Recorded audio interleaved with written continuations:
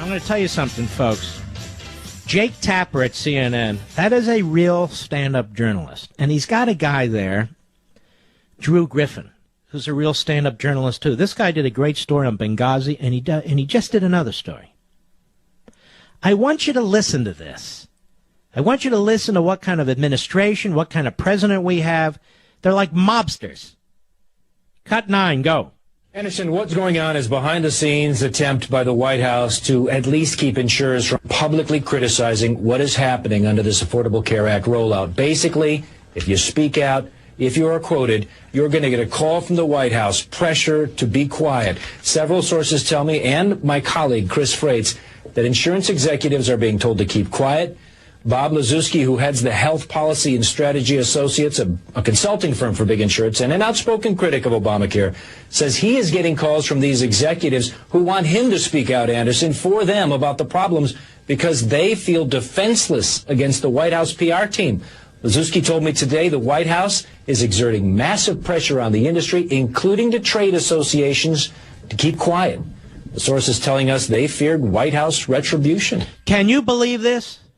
In the United States of America, like Castro and Chavez, like Mussolini and worse, these executives fear White House retribution? These trade associations fear White House retribution?